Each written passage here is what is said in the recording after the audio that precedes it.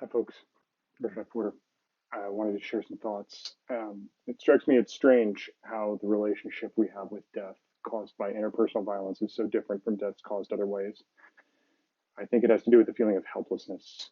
If there is something we care about, we have to refuse to give in to helplessness. We have to dare mightily and refuse to quit. I went to middle school, high school, and college in Boulder, Colorado, within the same small area. I'm wearing my CU Buffs t-shirt today. The attack last night in Boulder, Colorado, Table Mesa Shopping Center, in which 10 people were murdered, was at the grocery store where I shop regularly in my senior year of undergraduate, blocks from my house. Lots of people are commenting about it nationally, and yet 986 people died from COVID-19 yesterday also. The total is now topping 590,000. That's greater than the combat deaths caused by any war, almost nearly double the combat deaths of World War II, the biggest combat death causer we've had. Why does that not feel as impactful? I personally never got into a gunfight at that grocery store, though I did shop there 15 years ago fairly regularly, and I don't personally know anyone who was hurt or killed yesterday in Boulder. I checked in with friends and families that still live in the area. I did get into gunfights a few years later in Afghanistan.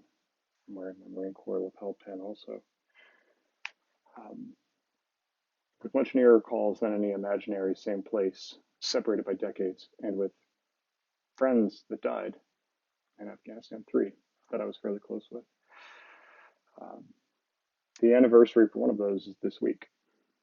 And that was all kind of rolled into one big experience that America sees as the war that endures at a lower scale of attention and a longer duration that caused over 22,000 deaths over the past 20 years.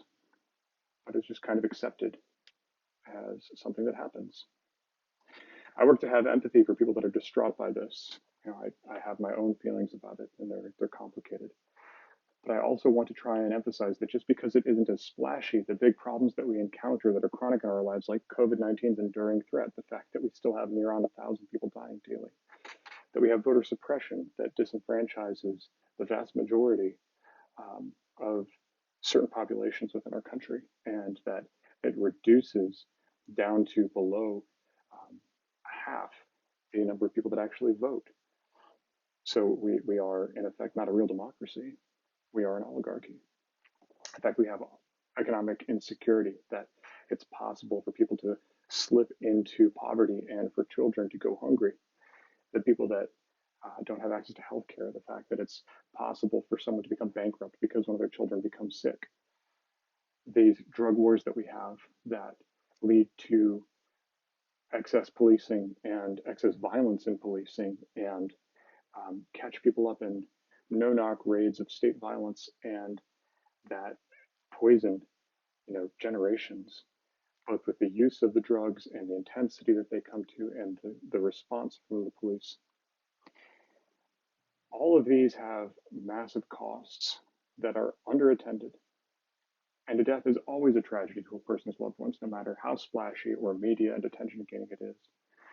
And the chronic, quiet, enduring causes of death merit our remembrance and our efforts to protect people from them. I think the reason that we are drawn to react as emotionally as we are to violence is because there's a genetic predisposition to see it as a threat in a way we don't see other threats, to expect agency in some way, to expect the ability to stop it or to expect someone to stop it. We get angry about these because it feels more visceral and real. Stalin supposedly said a single death is a tragedy, a million deaths is a statistic. And whether or not he said that, there is a disturbing truth to it in the way that we emotionally react to them. The feeling that I think I'm fighting, that I think others are fighting, that we are all experiencing is helplessness. When our problems grow so large and of such scale, it would be terrifying to feel them as viscerally as we do a murderous rampage in a grocery store we may or may not have shopped at a decade ago. So we numb ourselves to it to survive and move on, to take our kids to the park, like I plan to do in just a few minutes, to flip some bits in a spreadsheet or in a Google Doc and earn a living. Some of us may get fired up trying to change the world around it, to take on these big challenges, and most of us can't. But I do urge you to think about which of these biggest problems you are willing to embrace in your personal and in your professional life.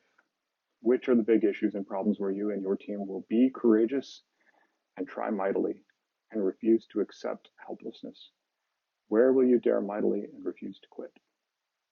Thank you.